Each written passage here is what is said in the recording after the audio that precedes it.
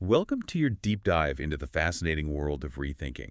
You've provided some really interesting material here. It looks like you're interested in why it's so hard to change our minds and what we can do about it.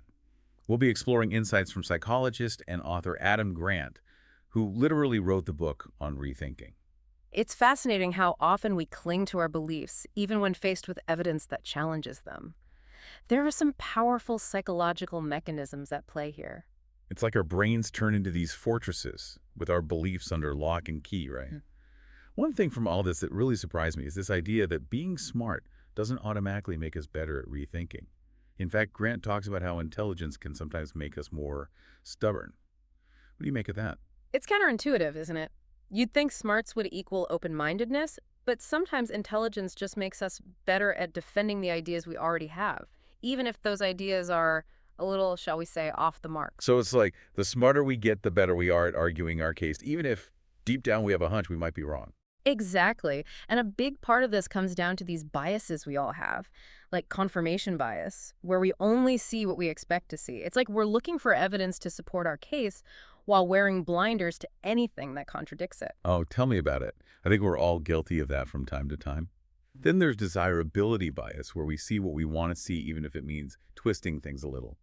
Grant makes a point in the book comparing our brains to lawyers, and it really struck a chord with me. He did, didn't he? It's like instead of approaching our beliefs like scientists searching for the truth, we become these preachers, prosecutors, or politicians, defending our views as if we're in a courtroom, ready to battle it out. And that comparison really clicked for me because when you think about it, a good lawyer isn't always focused on uncovering the absolute truth. They're focused on winning the case for their client, even if their client might be a tad guilty. Precisely. And it's precisely how our minds can work when we're defending our own opinions. We become so fixated on being right that we miss the flaws in our own thinking. It's like we get blinded by our own brilliance sometimes. This study Grant mentions with the math whizzes really drives this point home. It showed that even people who are amazing at analyzing data can be totally swayed by their beliefs, especially when it's an emotionally charged topic. Absolutely. They found that these math whizzes were incredible at analyzing data about, say, skin rashes. But give them the exact same data and tell them it's about something like gun control. Suddenly, their political beliefs started creeping into their analysis. So their personal views basically clouded their judgment, even though they were dealing with cold, hard data. That's wild. It is wild. And what's even wilder is that the effect was stronger the better they were at math. Hold on. So the more skilled they were at analyzing the data, the more their analysis was skewed by their existing views. Yeah. It's like our intelligence can sometimes make us more susceptible to these biases, not less. It's a bit of a paradox, isn't it? You'd think intelligence would be a shield against bias, but it can sometimes be the amplifier. Okay, so if our brains are practically wired to defend our own beliefs, even when we suspect we're wrong, how do we break free from that? How do we become better at actually rethinking things like, for real? That's where the scientist mindset comes in. Grant argues this is essential for overcoming these biases. Instead of clinging to our beliefs, we need to be willing to question them, seek out challenges to our assumptions, and be open to the possibility that, hey, we might be wrong. It's about embracing the thrill of discovery. Okay, so instead of being the lawyer, we need to be more like scientists. That means being curious about why we believe what we do. Have you ever caught yourself doing this, where you're more interested in being right than finding the truth? But how do we actually do that? How can we cultivate a scientist mindset in our own lives, especially when surrounded by people who agree with us all the time? That's where things get really interesting. One of the most powerful tools Grant talks about is the idea of a challenge network. Ooh, a challenge network. I like the sound of that already. Tell me more. So a challenge network is basically like having your own personal team of devil's advocates. Okay. These are the folks in your life who challenge your thinking, who make you think harder and see things from different angles. I can see how that might feel. A little uncomfortable at first. It might sound kind of intense, but it's actually super beneficial. But I can also see how it would be like a workout for your brain. Exactly. You wouldn't get stronger without someone pushing you, right? Exactly. Think of it like having a sparring partner, someone who helps you see your blind spots and forces you to up your game. I like that analogy. Right. But wouldn't being surrounded by people who disagree with you all the time just lead to constant arguments? That's a good point. I don't know if my nerves could take that. It wouldn't be very productive if it was just about arguing for the sake of arguing. It's really about surrounding yourself with people who can engage in what Grant calls task conflict. That means you're debating the issue at hand, not attacking each other personally. Okay, so it's more about being curious and exploring ideas together rather than trying to prove each other wrong. You got it. And Grant talks about the Wright brothers, the guys who built the first airplane. Right. Their story is a perfect example of how powerful a challenge network can be. Right. They have that famous workshop where they were constantly arguing and testing out their ideas. And those arguments got pretty heated, according to their mechanic. He said they argued all the time, but didn't really get mad. They kept the focus on how to solve the problem, not on who is right. That's a great example of healthy disagreement. They were passionate about their work, but didn't let their egos get in the way. Exactly. And their story goes to show that embracing those disagreements, those challenges, can lead to some pretty amazing breakthroughs. Speaking of breakthroughs, Grant also mentions Pixar, the animation studio. Did you know that when Brad Bird, the director of The Incredibles, was putting together his team, he specifically sought out some of the studio's biggest misfits? It's true.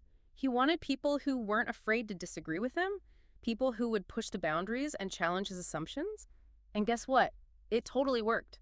The Incredibles ended up being one of Pixar's most successful and innovative films. That's amazing. Hmm. It really shows that a challenge network, even one made up of people with totally different perspectives, can be incredibly valuable. And research has actually shown that disagreeable people can be really good for teams. They're more likely to speak up when they see something wrong, especially when leaders aren't open to feedback. They act like a kind of early warning system, helping to prevent groupthink and complacency. It's like having that friend who's not afraid to tell you when you have spinach in your teeth. Right. It might be a little annoying at times, but you're Uh, secretly grateful for their honesty. exactly. And when it comes to rethinking, that kind of honesty is crucial. We need people who are willing to point out our blind spots, who ask us tough questions, and who force us to examine our beliefs. So we've talked about the importance of having a challenge network. But how do we actually disagree? Well, because let's face it, not all disagreements are created equal. Right. Some can be really productive and some can just devolve into shouting matches. That's so true. There's definitely an art to disagreeing constructively. Grant gives some great tips in his book. He suggests framing disagreements as debates focusing on how rather than why, and asking questions instead of just stating your own opinion. It's about approaching the conversation with curiosity rather than combativeness. It's like that saying, seek to understand before seeking to be understood. Yes, exactly. And one of the most powerful questions you can ask in any disagreement, according to Grant, is simply, how do you know? How do you know? Yeah. That's such a simple question, but I can see how it would be really effective. It's not about attacking the other person, but it's a way of gently pushing them to examine the basis of their beliefs. Exactly. It's a way of encouraging them to think about where their beliefs come from, whether they're based on solid evidence or maybe just on things they've always been told. And it's a question we should probably be asking ourselves more often, too. Absolutely. We should be constantly checking our own assumptions and biases. It's so easy to fall into the trap of thinking we're right just because we've always thought that way. Okay, so we've covered the science behind rethinking the importance of having a challenge network and how to disagree constructively. But what about the emotional side of things? I mean, it's one thing to understand all of this intellectually, but how do we actually get comfortable with the idea of being wrong? No one actually enjoys being wrong. Right. That's the million-dollar question, isn't it? It can be really tough on the ego to admit we're wrong. But Grant has some really interesting things to say about this, too. He argues that we need to shift our perspective on being wrong. Instead of seeing it as a failure, we can choose to see it as an opportunity for growth. Easier said than done, right? It is. But tell me more about this idea of finding joy in being wrong. Finding joy in being wrong. It sounds almost impossible, right? Like, who actually enjoys admitting they were wrong? But I'm definitely open to hearing more about how we can reframe that experience. I hear you. It's definitely a shift in thinking. It's about changing how we view those aha moments when we realize we were off base. Instead of seeing them as blows to our ego, we can start to see them as signs of growth. Like, hey, I learned something new today, even if it meant adjusting my perspective a bit. Okay, I'm starting to see how that shift in thinking could be helpful. It's like that, quote, the only way to do great work is to love the work. Maybe we need to find a way to love being wrong, or at least appreciate it for what it is. Exactly. It's about embracing intellectual humility, recognizing that none of us have all the answers. In the book, Grant actually tells this great anecdote about an economist who was thrilled when his predictions turned out to be wrong. He was thrilled. I think I would have been hiding under my desk if that happened to me. What was his secret? He had this amazing outlook on it. He said that being wrong meant he'd gained new knowledge, a new understanding of how the world really works. For him, it wasn't about being right or wrong, it was about getting closer to the truth. That's such a cool way to look at it. So instead of seeing being wrong as a defeat, you see it as a win for learning. Exactly. And Grant emphasizes that it's really helpful to separate our opinions from our identities. Just because we might be wrong about something doesn't mean we're a bad person or that our whole worldview is shattered. It's like we don't have to take it so personally. We can change our minds without it being this huge identity crisis. You got it. It's about being open to new information and being willing to update our beliefs as we go. It's about growth. You know, one of the most inspiring examples of this that Grant talks about is Daryl Davis, a black musician who actually befriended members of the Ku Klux Klan. Okay, I have to admit, when I first heard about this, I was floored. It's such a powerful story. Mm. How could someone engage with people who hold such hateful beliefs and actually get them to change their minds? It's truly remarkable. What's so striking about Davis is that he didn't approach these KKK members with anger or judgment. He came to them with genuine curiosity, a real desire to understand their perspective. And by listening to them, asking thoughtful questions, he was able to help them see the flaws in their own thinking. So instead of trying to force his views on them, he created this space for them to really examine their own beliefs. And incredibly, it worked. Some of them actually left the Klan. It's a powerful testament to the power of respectful dialogue, of being willing to engage with people who hold different views, even when those views are really difficult to hear. It shows that everyone, even people with extreme beliefs, has the potential to change. It gives me hope that even in the most divisive situations, change is possible. But how do we scale this kind of open-mindedness?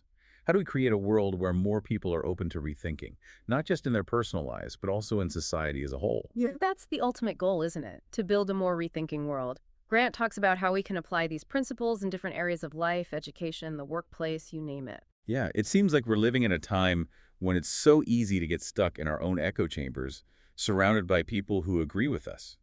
It can be tough to break out of that and have productive disagreements. Nah. It makes you wonder, how do we create environments where people feel safe to be wrong, to speak their minds without fear of judgment? It's so important. That sense of safety is crucial for rethinking to thrive. Grant highlights this idea of psychological safety. It's this belief that it's okay to speak up, make mistakes, ask for help without fear of negative consequences. It's like that feeling you get when you're with close friends where you can be yourself, say what you really think without worrying about being judged or rejected. Everyone needs that, especially in places like work or school where the stakes can feel so much higher. Absolutely. And Grant gives some really cool examples of organizations that have done a great job at building this kind of culture, like Google's Moonshot Factory X. They actually have a team dedicated to challenging new ideas. It's called the Rapid Evaluation Team. Their whole purpose is to poke holes in proposals and encourage rethinking. That's so interesting. It's like they're actively trying to disprove their own ideas to make them stronger. Exactly. And that kind of approach can lead to some really innovative thinking. When people feel safe to experiment and even fail, they're more likely to come up with new and creative solutions. It makes you think about how many good ideas never see the light of day because people are afraid to speak up or rock the boat. Right. And on the flip side, a lack of psychological safety can have some really serious consequences. Grant talks about the Columbia Space Shuttle disaster, which was a tragic example of what can happen when people don't feel comfortable raising concerns. The engineers had worries about the foam that struck the shuttle during launch, but they didn't feel like they could speak up. It's heartbreaking because it sounds like it could have been prevented if those engineers had felt safe to share their concerns. It really shows how important it is to create a culture where people feel empowered to speak truth to power. It really does. And this isn't just relevant for big organizations like NASA. It's relevant for all of us in our everyday lives, whether it's speaking up in a meeting, sharing a different perspective with a friend, or even just questioning our own assumptions. This has been such an eye-opening conversation. We've covered so much ground, from the psychology of why it's so hard to change our minds to the importance of building a more rethinking world. Before we wrap up, is there anything else that really stands out to you from Grant's work that you hope our listener will take away from this deep dive? You know, one thing that really stayed with me is this idea of confident humility. It's about being self-assured enough to admit when we don't know something and being open to changing our minds. It's about being excited to learn and grow and recognizing that the search for truth is a lifelong adventure. I love that confident humility. It's such a powerful concept, and one that I think we could all benefit from embracing a little bit more, wouldn't you say? Absolutely. Well, this deep dive has certainly given me a lot to rethink. What about you? What are you rethinking today? We'd love to hear your thoughts. Until next time, keep those minds open. And remember, there's always something new to discover.